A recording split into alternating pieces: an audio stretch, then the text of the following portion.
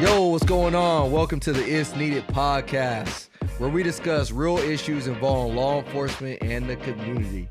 It's your boy, Ryan Tillman, the founder of Breaking Barriers United, and I am once again joined by my light-skinned wonder, AJ. What's going on, AJ? Say what's up, bro. What's going on, everybody? How y'all doing? Hey, so I couldn't wait to get back onto this podcast. Not just to hear our voices talk, but the feedback that we got from you guys, our audience members, our viewers, was phenomenal. I mean, everybody was hitting us up left and right. I was getting inbox. I mean, it was crazy. So I couldn't get back on here like I told you guys last time. It was a therapy session for your boy, and I'm sure it was like that for AJ. What kind of feedback did you get, AJ? Nothing but positive. Nothing but positive. I'm looking forward to doing this one. And like you said, it's therapy. It's therapy. So if you guys haven't noticed yet, we don't got my boy Grandpa Juan on tonight.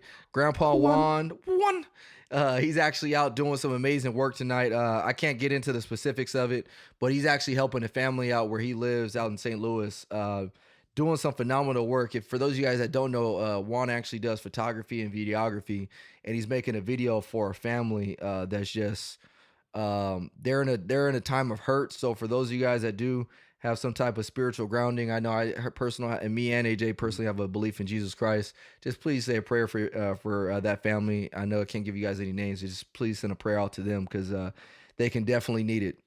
They definitely need it. So shout out to them. And hey Juan, we appreciate what you're doing. Go follow his work on Instagram at Square Juan. And then obviously my boy, the light skin wonder right now, he's at Oh No, It's the Popo. So with that being said, let's go ahead and get right into things. So I do have to bring something up. This week was a great week for LA. And some might know where I'm going with this. This week was so great. And here's why. There's a man out there by the name of LeBron James. Oh, here we go. Bron. Is this where we're going to go? King. Now, don't get me wrong. For those of you guys out there, I am a Kobe Bean fan. My man, the Mamba.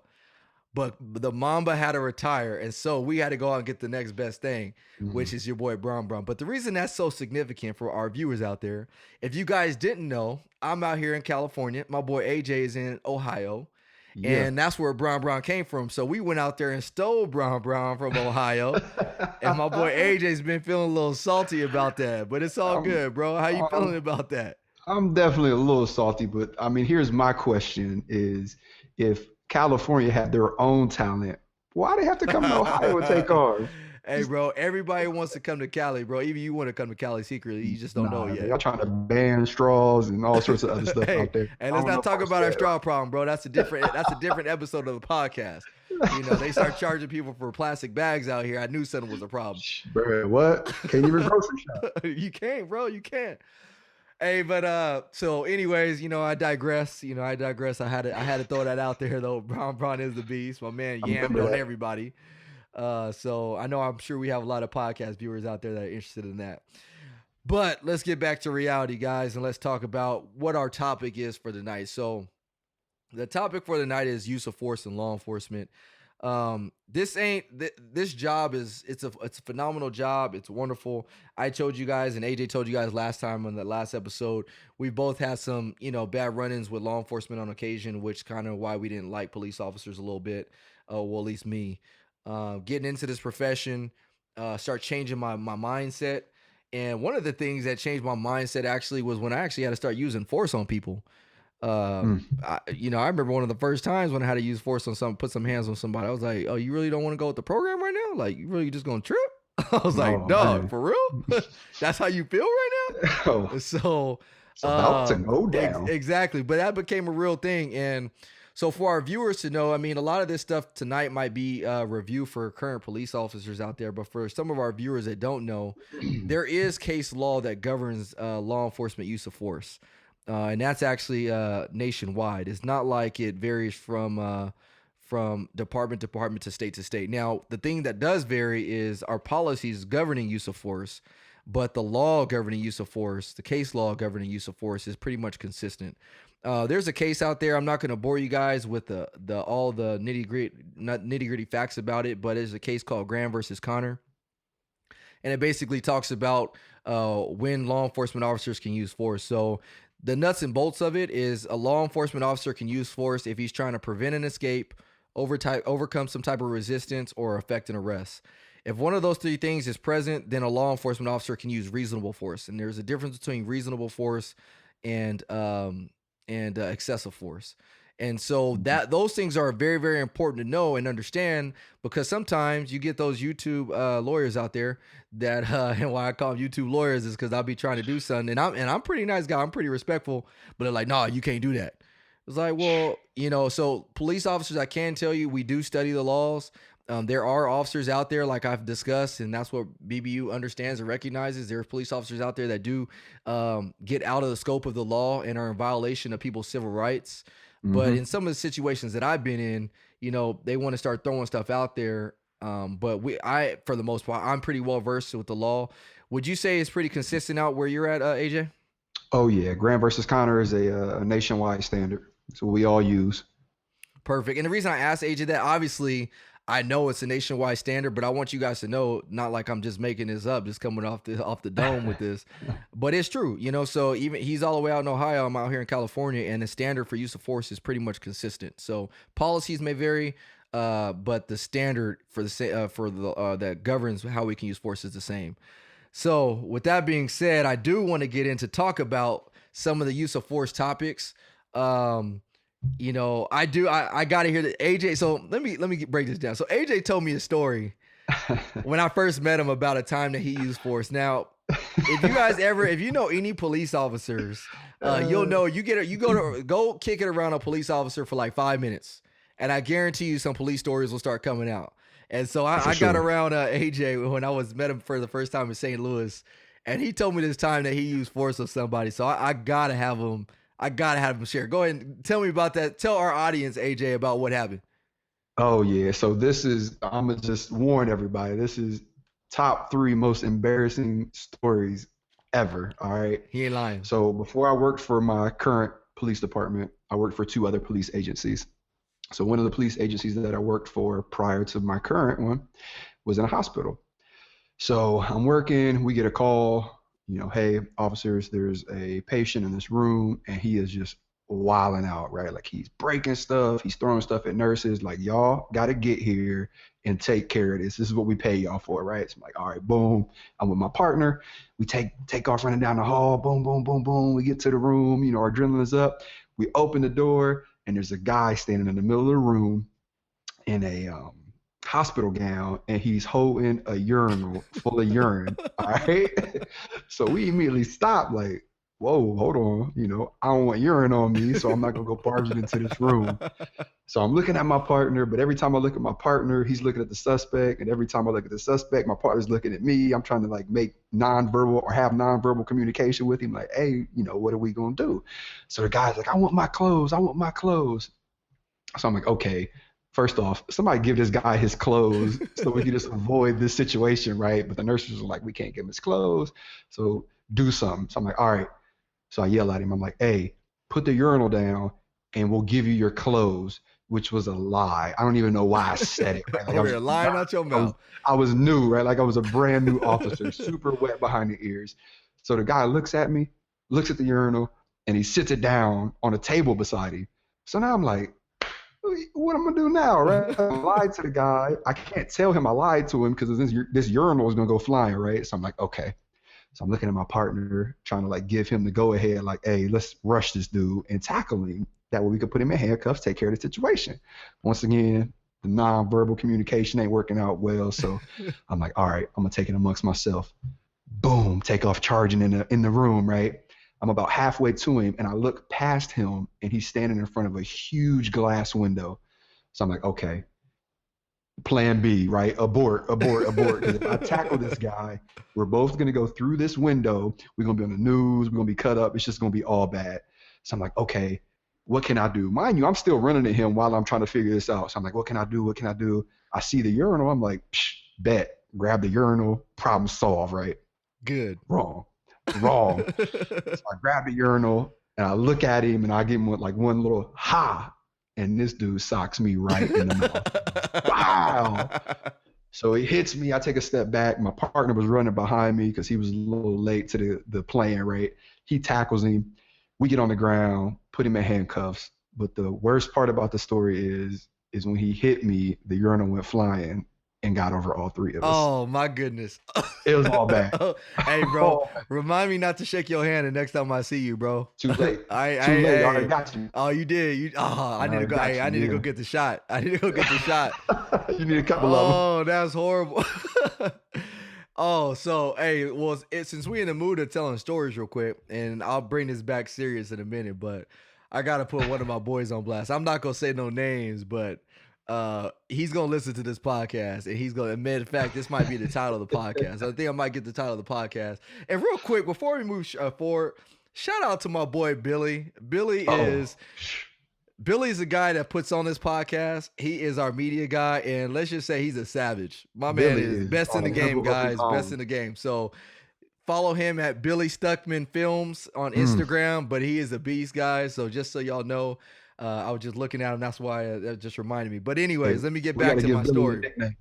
We do got to give Billy just call him the Savage. The Savage. They just call him the Savage because they don't even know. Like when you call him the Savage, that can have dual meaning. That could just mean like this dude is just like he'll cut you Mike up. Tyson. Yeah. It could mean he just could box somebody, knock you out. I mean, they don't know. Speaking of use of the forces, Billy, where you at? Like, yeah, for real. So Savage it is. So getting back to use of force. So there was a time, again, this was one of my situations. It was hilarious. So I used to work graveyards, and so when you work graveyards at night, mostly all the restaurants shut down. Where I'm at least. Obviously, if I was living in Vegas or something like that, you got more options. Well, where I'm at, we ain't got options like that. One of the only options we got is like Dennys and Jack in the Box, and Jack in the Crack get old after a while. Especially some of the people working at Jack in the Box late nights too. I gotta watch too. I gotta keep my eye on them. But going to Dennys. So me and my boy, we go to Dennys. It was like routine. Like every night we go to Dennys. We're gonna go kick it at Dennys. So after a while, you start eating the same thing, and that gets kind of old. So you're like, man, like I gotta eat something else. So one night, I had ate the nachos one time at Dennys, and so my boy had ate some nachos. He was like, hey, bro, those nachos cool? I was like, yeah, these nachos is cool.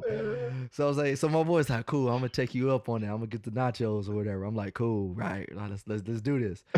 So y'all probably wonder where the use of force is coming. So I'm getting to that. So anyways, we ended up eating the nachos, and we get a call. I mean, for those of you guys that aren't police officers, sometimes you got to break free while you're on lunch because you may get like an emergency call. So we go on a call, and the call was, hey, my husband's tripping. He's lost his mind. He's a little intoxicated. Me and my family a little scared to go inside the house. We need you to go talk to him and see if you can handle the situation. So, rightfully so, me and my boy roll up. It's probably like 3:00 in the morning at this point, because that was the time we used to go to lunch. And so we go to the house, and we encounter my man on the front porch. Now, my man wasn't too happy to see 5-0 that night. He was like, nah, I ain't messing with y'all. I ain't messing with y'all. So, we tell him, hey, man, cooperate, so we can just get this solved. And we always give him, hey, man, please just cooperate, yada, yada, yada. And that's important for everybody to know, because a lot of times we don't just go in full-fledged, just socking everybody, pulling guns out and, pulling bats out. Usually there's something that goes into it before we start laying hands on somebody. So that was the case this night. So we started going, and I started, my man is at the porch, and he not cooperating. So we go and grab him. And so we grab him, put his hands behind his back, and he's a pretty swole dude. I mean, I don't want to say he was swole, but he was stocky. So we escort him outside, but he's like starting to fight with us now. So we call for, back-end partners to come. So at this point, we got about 4 or 5 back-end partners. And so the dudes start trying to like kick. And so there's a option that we have out there. It's called a hobble. And basically what a hobble is you tie it around somebody's legs so that way they can't use their legs to kick you. So we hobble him up, and so we're grabbing him now. We're grabbing him, trying to put him in the backseat of the car. So he's like laying down. If you guys can picture this, he's laying down. Pants is low-key coming down. I don't even know if my boy had no drawers on or nothing, but, it was just... But anyway, so we trying to throw him in the backseat of the car. So as we're doing this, I see my boy that I usually eat with, he like kind of like goes away for a second. I'm like, where the heck is he going? And all of a sudden I hear something like, ugh! I was like, hey, dog, what was that? Oh, so we look back, my boy's over there throwing up, like right behind us. And so I'm like, dog, are you good? He's like, dog, it's the Oh, nachos. It's the nachos. So then one of my other oh. homeboys is like, one of my other partners is next to us. He was like, ugh, it smells like Doritos. So we doing all this following. We got my man in the car and we got him off to where he had to go. But man, and so we watched the videos in because we have video recorders. And so you could just hear my man in the background like, ugh. And then my other partner go, ugh, it smells like Doritos. Cool Ranch. Is that Cool Ranch? Is that Buffalo Blast? Oh man, but so those are, I mean, we can go all night talk about different stories, but what I really want to bring this back to, because me and AJ can go on some tangents. But what I really want to get to is when we use force on people, guys, there's so many different factors that go into us using force. Like I don't go to work, I can guarantee you, and I'm sure AJ's the same way. And most officers out there are the same way. We don't just go to work to say, oh man, I can't wait to get into some fights today. If anything, it's the opposite. I got a family. I'm trying to come home. I'm trying to chill, you know. And usually when you get in the force, that means, just to be real, that just means you got more paperwork to do at the end of it. So, you know, and we already got enough paperwork as it is. So we don't go to work with the intent to just try to put hands on people and try to, you know, beat people up. I mean, it's kind of the opposite. And when it comes to making force or using force on people, there's a continuum that we have to go through. And so one thing, there was a question that got brought up, and I'm gonna get into it a little earlier, and we'll still do our Q&A session at the end of this. But somebody, we had a viewer out there that sent me a question about use of force, and this is, I'm just gonna read it, and then you and I can kind of talk about it, AJ. Absolutely. So it says, can you explain what the use of force continuum is for your listeners? As a police officer of 25 years, I've seen equipment that was once legal banned or replaced with something else. Non-lethal equipment is constantly being pulled for something else. When I started in 1993, we had baton/nightstick, slapjacks, which are now banned, then pepper spray, then the ASP, now tasers. Some officers carry all of them. Why do you think some officers are jumping to use of lethal force as a first option? That's a heavy question. There's a lot of meat in that question. And it kind of goes over to the use of force continuum. So, again, let's go back to Graham versus Connor first and foremost. So Graham versus Connor, obviously we got to start somewhere. So if an officer is trying to effect an arrest, overcome some type of resistance, or prevent an escape, now we're talking about using some type of force. But before we can even do that, that person we're dealing with has to be in some type of violation of a law, or, you know, have reasonable suspicion. The officer's trying to do an investigation, and now that guy is not cooperating with the officer. So you start there. Then from that person, you know, well, let me back up. Sorry about that. The officer has to have a legal right or some type of legal standing to be doing what he's doing. He has to have some type of reason to talk to a person.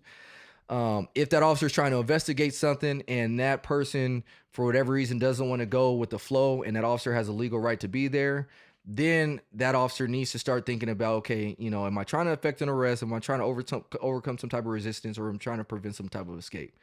If he's doing one of those things, that's when we start getting into use of force. And then now the officer has to go through in his head what type of force options he's going to use. Now, there's something called Monday morning quarterback. It's always, and AJ, I mean, explain to me what Monday morning quarterbacking is real quick, AJ, because you've been Monday morning quarterback before, correct? Oh my goodness, yes. So if you don't know, Monday morning quarterbacking is hearing the story and saying what the officer or whoever was involved should have done. If I was there, I would have did this, or he should have did this, or why did he do that? Knowing darn well they wasn't there, and that they wouldn't have did what they said they was going to do. It's just talking and it's horrible, because if you're not in that position, then it's horrible. And I always like to bring things back to real life. Like, give me like a real life scenario, or like something I can compare that to. Well, for those of you guys that don't know, I played college football. I played football for like 15 to 17 years out of my life. And at one point I was a quarterback, and I could not stand when I would show up on Monday and we watching film and it was like, Tillman, how come you didn't do that? Tillman, how come you didn't do that? Yeah. I'm like, bro, did you have the ball? And then what even irks me more is like on Sunday, like, or Saturday or Sunday, I'll be watching football with people that never played football in their life. Right. Oh, he should have did that. He should have did that. Like, bro, how many years of football have you played? Yeah. Yeah. You know what I mean? Like, now And I get it. We all fans and we all, but at the same time, I've been guilty of it before too. You know, like, oh, my man should have did this, talking about some professional, but he's a yeah. professional for a reason. And so, but it can get annoying, or not necessarily annoying, but it's frustrating because those people sometimes were in that situation. And so, going back to what my point was, is that as officers, we have to make split second decisions sometimes to use force, and we're going to get critiqued on what force we decided to use. So it's very easy to say that this officer should have pulled a taser out and tased that person, or this officer should have pulled a baton out, but stuff happens so rapidly. I mean, it does. And so, there's so many different force options we use, our voice being one of them. I had a sergeant tell me a long time ago, Ryan, if you can just learn how to talk to people, you'll have a long career. Hmm. And I think you probably found that the same too, right, AJ? Oh yeah, absolutely. My thing is, like you said earlier, I don't want to fight with nobody. If we fight with somebody, chances are I'm gonna get hurt. I'm old, all right. I can't be out here wrestling around with people. I'm gonna hurt myself. I'm gonna break a finger. I'm gonna dislocate something. Hey, I ain't got time for that. All right, and I ain't got time for the paperwork after it. Just hey, go with the program. We'll be good. Exactly. And so, to get back to the person's question that he sent to me, is so every department does have some type of policy that governs use of force. Like, we have the law, the standard law and national laws that govern the way we use force, but every police department has a policy that they have to follow in order to use force on somebody. And so, some of the tools we carry, every department has different tools they carry. And so, for example, there's still agencies out there that don't carry tasers. And so Hmm. you may get people, you may be watching something on TV and they're like, oh, how come they use a taser? Well, that department doesn't have tasers. You Mm. know what I mean? And so it's easy to say, oh, they should use a taser, but did you not even know they don't have tasers? Yeah. Um, Another thing is some department, I mean, so not every department has the same use of force option that other departments have. And there's Yeah. so many factors that go into that. Some Yeah. cities don't have as much money as other cities do. Some Hmm. cities have a lot more money than other cities do. So there's just so many factors that go into that.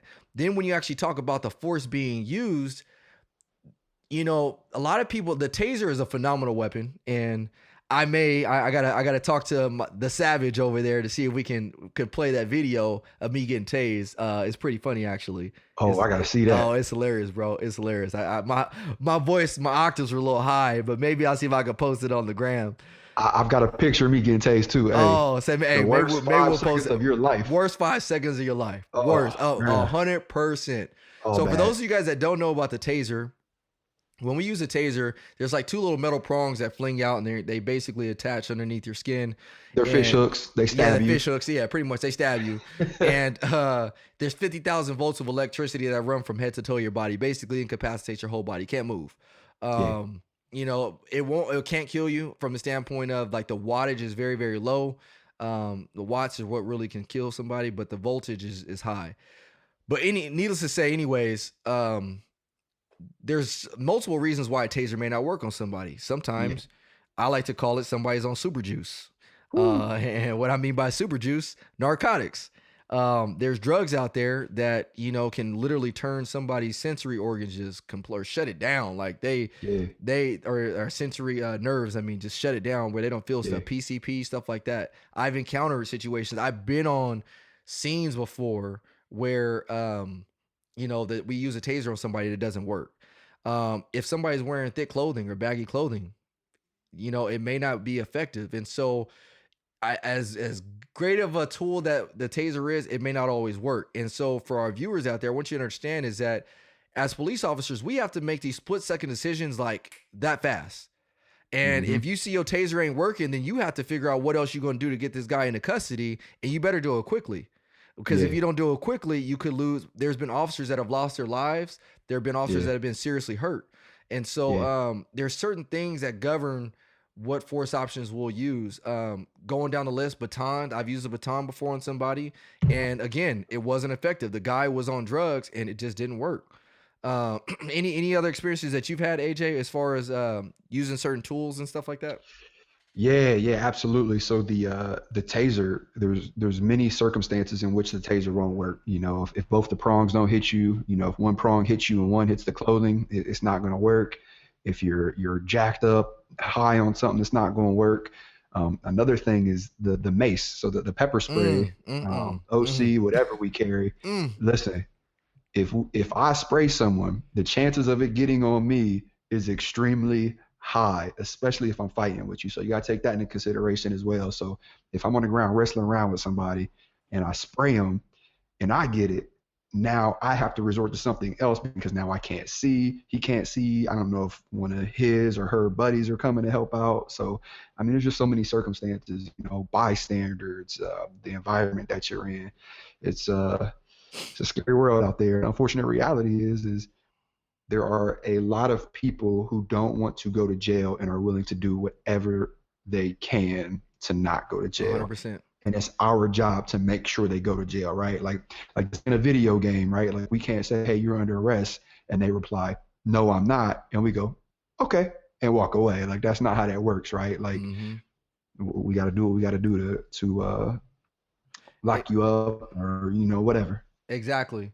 And just address the last portion of this question because I think it's important that we discuss. It says, why do you think some officers are jumping the use of lethal force as a first option? And man, I've had this conversation with many people. Unfortunately, I think sometimes just to be real, sometimes some officers just become too over reliant on certain tools that they carry. There's certain officers that will come so heavily dependent on a taser that the moment it don't work, they panic, and all of a sudden they now are pulling out their gun because they're in panic mode. Yeah. And it's unfortunate. I think some people aren't, I hate to call it confident in their abilities because, it's possible that you can become too confident in your own personal abilities, talking about like using your hands and stuff, that now you put yourself in a bad situation because you thought you could handle somebody with your hands and you couldn't. Yeah. But I think some people aren't confident enough with their own abilities and using their hands and stuff like that to where they panic and now all of a sudden they use lethal force, and it's wrong. I mean, it just to call a spade is wrong because now somebody may have lost their life that potentially could have kept their life just because unfortunately the officer wasn't prepared for that situation. And if we're going to be real, about this podcast, if we're going to be transparent, I have to, as a police officer, be real in saying that unfortunately some people aren't prepared as they should be. And I hate saying it because I can be in a situation tomorrow where I feel like I'm overbeared, by somebody. But I will tell you this, I do try to make it my personal goal to make sure I keep myself as equipped as I can be for that use of force that I have to use. And I'm sure you're the same way, AJ. Yeah, absolutely. But we can't speak for everybody. And unfortunately, to answer that question, man, some officers out there, they become too over reliant on certain tools that they use, or they resort to lethal force because they weren't prepared for a situation. I have a lieutenant actually who always talks about mentally preparing yourself for being in the situation. And it works. It's it's an old thing it's an old trick we used to use for sports and football. Visualize you getting in the end zone, visualize you catching the pass, visualize you shutting the corner down.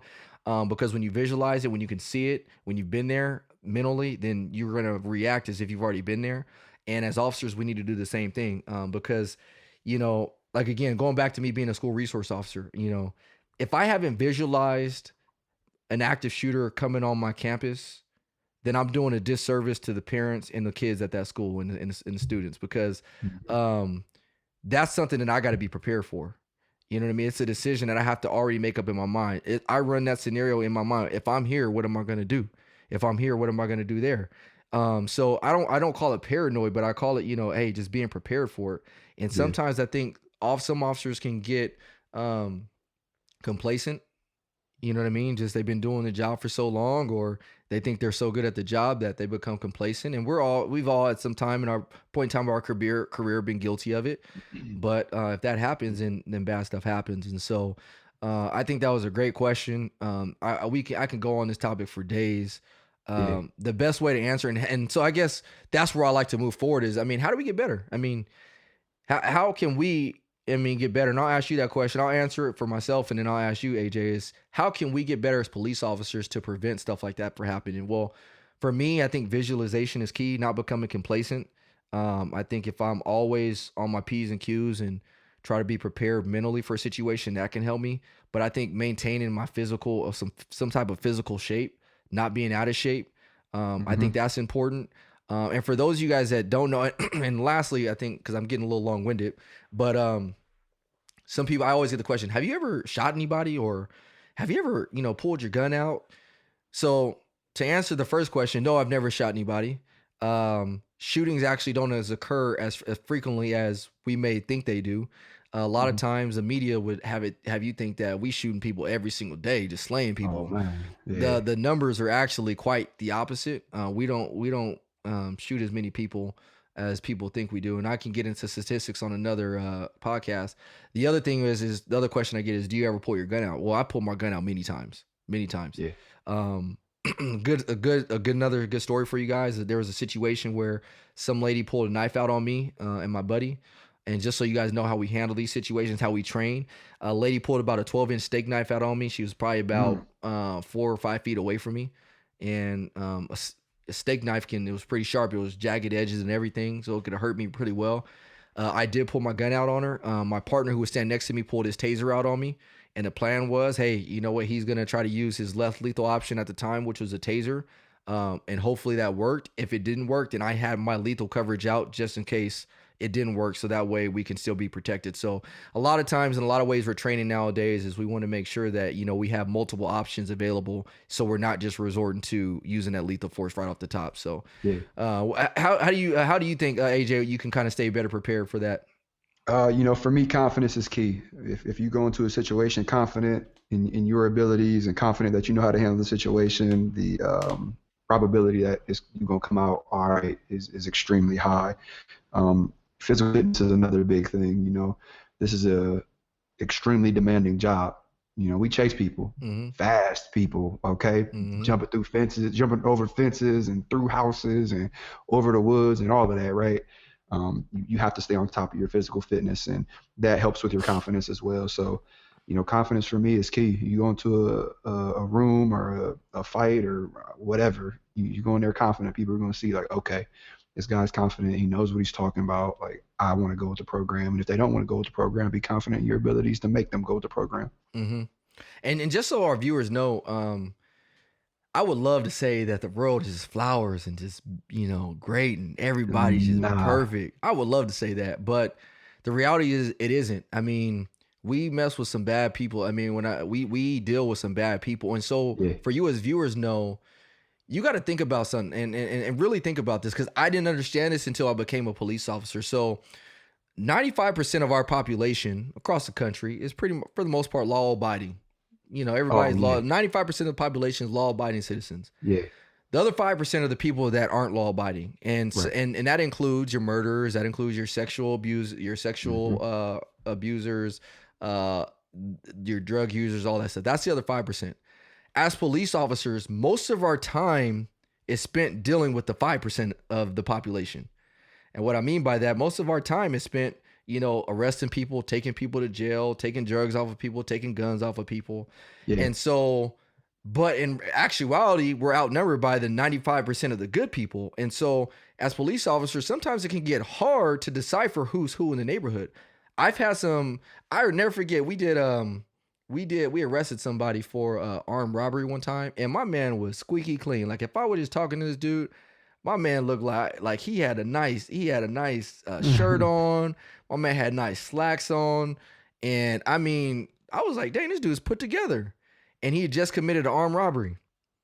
And so, had I not known that, I mean, had I would have just saw this dude just from Adam, I'd be like, oh, this is a squared away dude, not even knowing that this dude just committed an armed robbery. And so, I want our viewers to understand that sometimes when police officers are talking to you and or using force, there's reasons why we have to do everything. I always say that there's reasons why we have to do it. I'm not justifying the bad officers out there, because if you guys know me, I've already addressed there are some bad officers out there. I had somebody last week try to say that, oh, well, you're not addressing the bad officers. No, I'm definitely addressing the bad officers. They're out there. I'm not going to sit here and say that they're not. Yes. Majority of officers out there are and good. They gotta go. They gotta go, and that's why we're doing this. But majority of officers are goodwill, good intention, and so we deal with a lot of the bad people. And there's guns. I've taken guns. I remember one time I pulled a car over, found a loaded firearm in the front seat of the vehicle. They had a safe in the back seat, and the people were on their way to go retaliate their buddy who was just murdered from. They were leaving a funeral, and on their way to go look for the cats that murdered their boy. Yeah. So my point is that if we don't conduct traffic stops, if we don't, talk to people on the street, then there's no way we're going to find these things. So, and unfortunately, sometimes if people don't go with the program, you know what, then we got to use force. So it's not always the prettiest profession. And the last thing I want to say is, people used to talk about me. They're like, oh, Ryan's too nice. He can't do this job. Ryan's too nice. Oh my goodness. He's too jovial. Like, what does that mean? What does that mean?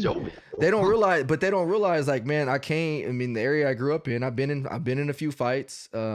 I know I'm pretty nice and respectful to people, but I always tell this to everybody on my stop. Hey, as long as I'm respectful to you, just give me this respect. But the moment you start becoming disrespectful to me, don't be surprised when my switch gets flipped and I start acting disrespectful as well. So, Absolutely. It is what it is. You got, it's a great job. It's a fun job. Sometimes we got to do some dirty work though.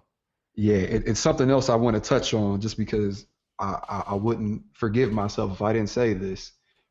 This ain't the movies. I can't tell you how many times I've heard people say, well, why ain't they shoot the gun out of his hand? Oh man. Why ain't they shoot him in the leg? Or look, listen, when I say this, I'll say it one more time. This is not the movies. We don't shoot guns out of people's hands. We don't. All right. We have a job to do. We're trained a certain way for a reason. Okay. So before you go Monday morning quarterbacking, there's a lot of things to take into consideration in these situations. So just let me ask you this real quick, AJ, and I don't want to get too much in details, but you've been an officer involved shooter, correct? Yes. Okay, so that being said, like I said, I'm not going to get into specifics of it, but when you went in that situation, how difficult, if you were trying, let's just say you were trying to shoot this person in the leg or the arm. Yeah. Was that even in your head? What was running through your head? That was the only option I had. Literally the only option I had. But you're in your head, it wasn't the option of shooting him in the leg or shooting him in the arm. Like that didn't even. Oh, no. The thing that was running through my head was, I need to stop this threat. I need to stop this situation from happening right now as soon as possible. I need to stop it. And the reason I bring that up, guys, is because I get that all the time. So you guys know I do presentations all over the place. And one of the number one questions I get is, how come you guys can't shoot somebody in the leg? How come you can't shoot them in the arm? Yeah. Man, the movies y'all watch and the TV shows y'all watch, I'm not gonna lie, I love them just as much as y'all do. I'm like, man, that was dope. Yeah. But at the same time, a lot of the stuff that when you see somebody shooting somebody in the leg or shooting them in the car, in the arm, or shooting from underneath the car and making it ricochet, and now they hitting somebody in the elbow, or spinning bullets, or curving bullets and stuff. Yeah. It looks nice. It's great Hollywood, but that ain't real life. And in an intense situation, you got to realize is that when this stuff is rapidly evolving, the biggest part on a person's body is their torso area. Yeah. It's the biggest part. And so there's something called tunnel vision, and you get this when anytime you get adrenaline, if you're playing the sport, if you're in law enforcement, you get tunnel vision and you zone in on what that thing is that you're focused on. Everything else becomes a blur, and this is statistically shown. This studies have been conducted on this. Is science behind it. I've experienced it on many occasions, and so we train to focus on the largest group of that body, because that's where we know we can put rounds on target effectively. And the other thing you need to consider is what's behind the target when you're shooting that gun. Oh yeah. Because here's the thing: is let's say I did try to shoot somebody in the arm or the leg. And let's just say it took me about 10 bullets before I actually put one in the arm of the leg. Well, where do those other 9 bullets go? Yeah.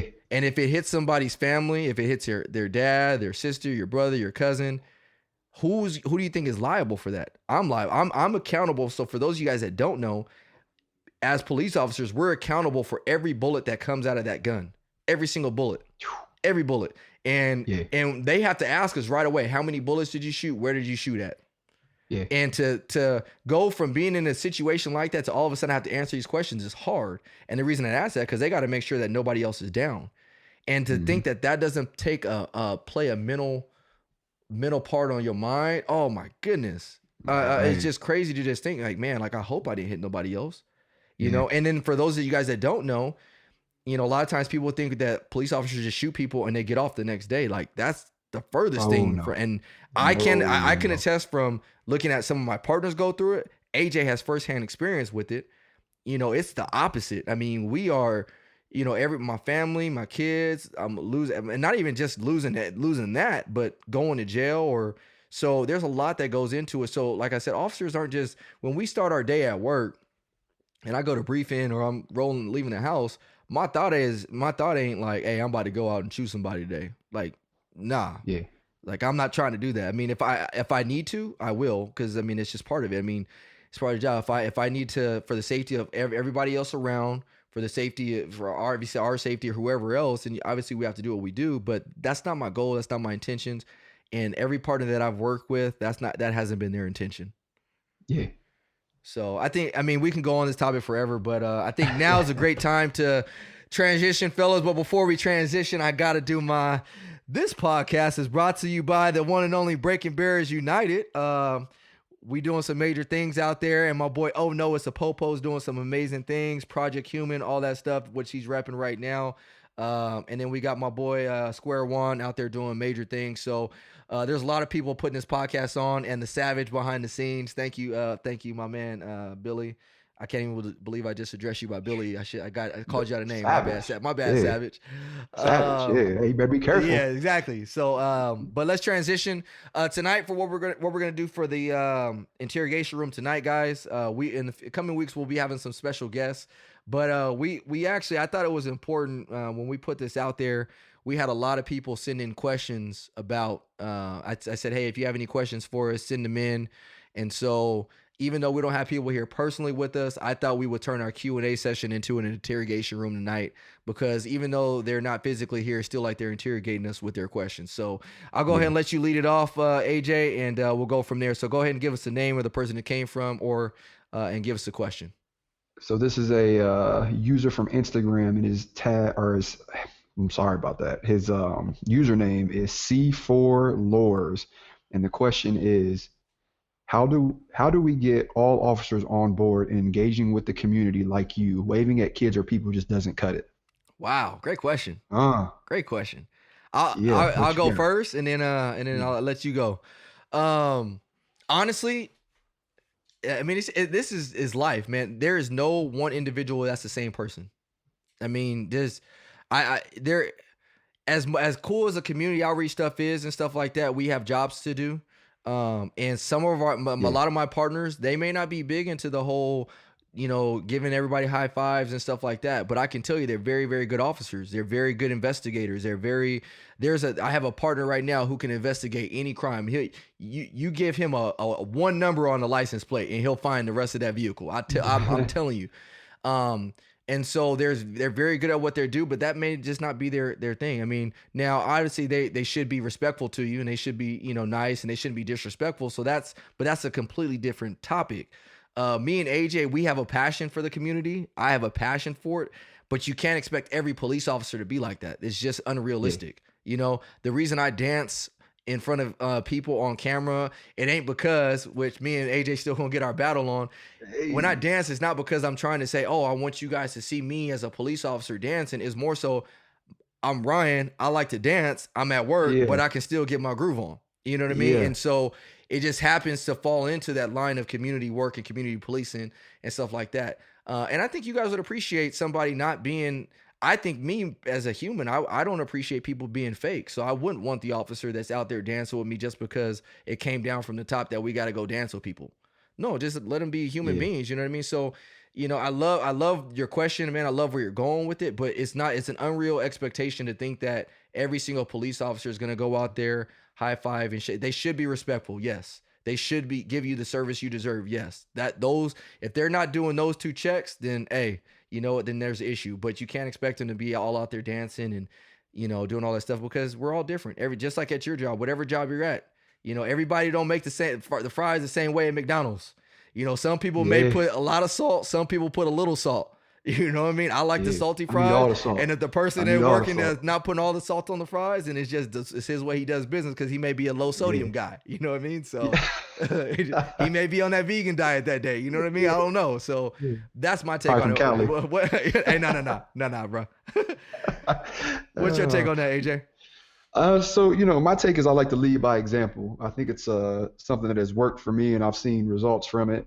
People see my relationship with community members on my precinct become better over time, and they kind of want that, right? Because at the end of the day, right, like I work 8 hours, 5 days out of the week. I don't got that good schedule Nah, you like y'all don't. got Yeah, out we there in got Cali, tens out right? here in Cali, baby. Some Yeah, people we got don't 12. got that. But for 8 hours a day, I am submerged into the community. So why wouldn't you want the community to respect you, right? So if I'm fighting the suspect in the middle of the street, I already know that if someone I know in the community sees what's going on, they coming out and helping, Mm-hmm. right? And it's because of that relationship that I've built with them. So to answer the question, I lead from example, Mm-hmm. and I've seen officers watch what I do and try to mimic it in their own way, which is amazing, and it works. Mm-hmm. But like you said, we have to remember that officers are people as well. And if you take 10 random people from all over and put them in a room, you're gonna have some people who don't like talking to other people. You're gonna have some very outgoing people. You're gonna have some very aggressive people. You're gonna have some shady people. Like you never know what you're gonna get. So at the end of the day, if you get a wave, you get a wave. Be happy you got the wave, right? But I would like to see more officers out there involved in the community, but not everybody's comfortable doing that. So as long as they're doing their job the way they're supposed to be doing their job, let's let's praise them for And it. and to defend the officers that like doing the dancing or doing stuff like that, because so some of you guys know, or some you guys may not know, but there's officers that criticize those officers that like to dance and stuff like that. I mean, and I can't stand it, because all of a sudden you got people say, oh, get to doing your job or do your job. Like, you can't criticize the officer that's out there just having fun and doing his thing. As long as that officer's doing his day job, it'd be different if he's not out there doing his day job. But as long as that Yeah, officer's doing his day job, lay off of him. You know what I mean? Just ease back, kick back a little bit. You know what I mean? Like, yeah, let him have fun, let him do his job. You know what I mean? 100%. I can't tell you how many times I've been messaged via Facebook or Instagram from a young individual thanking me for helping change their perspective on law enforcement Mm, just by dancing, just by playing curveball, just by playing basketball. Listen, we're not soft. That's not why we're out here dancing. We're not lazy. We don't want attention. We understand the impact that you could have by doing these simple acts. And it's much greater than us, right? We know, I personally know, if I go out there and I dance in front of 10 kids and I change one of their lives, I know that they're going to remember the position that they were in, and then they're going to change a life. And mm. then that person's going to change a life. And it's a domino effect. So, hey, my message to the listeners right now, if that is you, if you Monday morning quarterback somebody who's out here in the community trying to do their thing, stop it. They're not out here on the news making us look bad, beating people up, or none of that nonsense. They're making us look better. So chill. Exactly. Chill. I like it. What's the second question? I know you said you had two questions, AJ. Yeah, so actually, the second question came from somebody who did not want their identity shared Oh, at the gym today, oh, oh, and it's a deep one. So I hope you're ready for this. oh, All right. So we oh, got we have listeners from all over, and the question was, what fulfills you in life as an officer? oh. That is deep. I'll let you start with that. Okay, yeah, yeah. So I wasn't ready. I was hoping you was gonna go first. I, Nah. I mean, I can. So nah, I got it. So what fulfills me as an officer is making that impact. I understand what it's like to grow up and not have the best relationship with officers, but at the end of the day, those officers are supposed to protect you, and they're supposed to be that thin line between the chaos and the norm, right? Mm-hmm. So I understand what's at risk. So if I could change the culture and be that first domino to help change lives long term, that's my goal, right? So if, Mm. so if I'm embarrassing myself dancing, doing a dance I just learned the other day, or if I'm playing rock paper scissors, I'm the champ. Psych. That's I why. did beat him, That's by the why. way, actually. He ain't got no proof for that. So. Hey, I'm gonna talk to Grandpa Juan because I think he got it. Juan. Yeah, no, that's it. You know, I took this job for a reason, and that reason is to change lives. Excellent. So if I could just change one life before I retire, I'll die a happy man. Hey, that's a great question. And you know, honestly, for me, and as you guys get to know me more personal, I'm always gonna revert back to my faith in Jesus Christ. You know, God has done some amazing things in my life. I've seen it supernaturally. I've seen it in so many different ways. Oh, I got some stories to share with you guys on the next podcast about, you know, and what, man, maybe that might be the topic about God and law enforcement or coping mechanisms or stuff like that. Maybe that might be the topic for the next one because I got stories. But I was actually listening to a podcast recently about he's one of my favorite pastors I listen to. His name is Tony Evans out in Texas. And the message was talking about using your spiritual gifts or using the gift that God has called you to do. And so it might sound weird, but my fulfillment doesn't come from being a good police officer. You know, my fulfillment doesn't come from, you know, going out there and just doing a good job. I think my fulfillment comes from doing the best job I can for Jesus Christ. With the talents he's given me, of speaking, you know, connecting with people. People say I got the gift of the gab. You know, it's really more of it's a gift that the Lord has given me. And so to be, and I truly believe like Breaking Barriers United, it's needed, meeting you, meeting us, Juan, meeting the Savage over here. I truly believe that this is all, you know, divine. And even and really to talk, I mean, even just meeting my wife is just none of this would be none of this would be possible if it wasn't for my beautiful wife, honestly. And she is beautiful. Yeah, I gotta check her out. Maybe I'll put her up on the gram one day to show her beauty, show her off. You know, I truly married up. But to really get back to the point, to know that I'm fulfilling God's plan. You know, if God was looking down right now at me and saying, "Hey, I gave Ryan A, B, C, and D. You know, what's he doing with it?" If I could show him that I'm maximizing what he gave me, that's what gives me my fulfillment. And the byproduct of that is good police work, touching people's lives, changing, you know, the perception of law enforcement in the community. That's all just a byproduct of what the Lord has given me to do. You know what I mean? And that's kind of, so I think that's what gives me my fulfillment. And like I said on another podcast, man, I'm gonna tell you guys firsthand ways I've seen, like, you know, people just be thinking I'm just talking. And I did have a person, you know, shout out to you. Maybe we'll do like a negative comments one day, because we don't really get too many negative comments, but the ones we get are, you know, pretty funny actually. But somebody was like, you know, you talk about Jesus Christ and this and that, or, you know, how did Jesus send you or whatever. I can't remember what it was, but it's just personal experience, you know, and I truly believe like the Lord's changed my life. I haven't always believed in Jesus Christ like that. I haven't always had a personal relationship, but I can tell you the moment I did get a personal relationship, it actually helped me.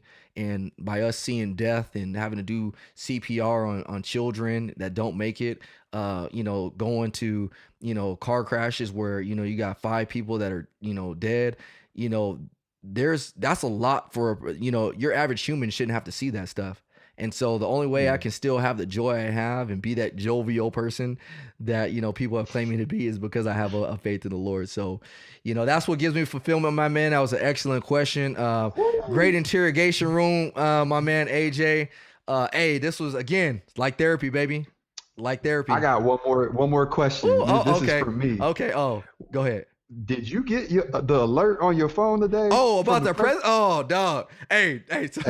What was your thought, bro? Tweeting and just was like, you know what? I'm gonna hack everybody's phone. Everybody about to hear what I gotta say. I'm about to show all y'all how much power I got. Let me show y'all something right quick. Let me show you something right quick. You about to flex on us, man. You know what's crazy is when I saw that, bro, I'm sitting in my office at the school, right? And I'm looking like, I was actually on a landline telephone.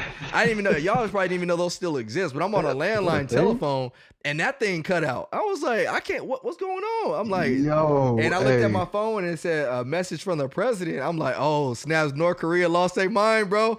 North Korea lost their mind. They got missiles in the air right now as we speak. Martial law going into effect tonight.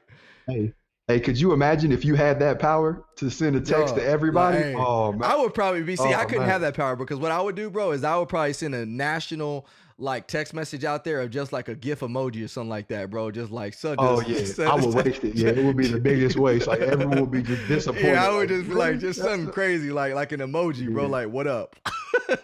Or a GIF or a meme or Yeah, something. like, It'd be a meme. it would probably be 100% like it'd a be Kevin meme. Hart. It would probably be like a Kevin Hart GIF or something like that, bro. Like, yeah, y'all 100%. see me. I'll probably 100%. just say like, y'all see me. Yeah, I'm flexing. that's me. That's So, me. hey, You know who it came from. great question, though. I love that. But hey, guys, I really want to appreciate you guys for tuning in again to this week's episode of It's Needed, the podcast. We really, truly appreciate you guys. There is, again, a lot of work being done, not just on this podcast, but out there. I'm actually headed to a school tomorrow. I'll be out at Riverside Poly High School. So shout out to you guys for having me. And shout out to Shamawa Middle School. I was out there on Monday doing some amazing work. So is my boy AJ and my Yes, boy sir. Square One. You got any events coming up, AJ? I do actually. I am going back to my home high school and speaking to the entire school in 2 weeks. Wow. So I'm super excited. That was something on the bucket list, and they actually reached out to me. So I'm super excited for that. I have a middle school and another center where like some kids are incarcerated or going through the Nice. process of like the court system and whatnot. So Get them on the so, yeah, podcast. Get them on. Hey, when you leave, get them on the podcast. Get them on the podcast. oh, you already So, know. hey You guys, already know. well, it's a pleasure talking to every single one of you guys tonight. Everybody be blessed, be safe out there, and that'll be a wrap. Talk to y'all later. See you.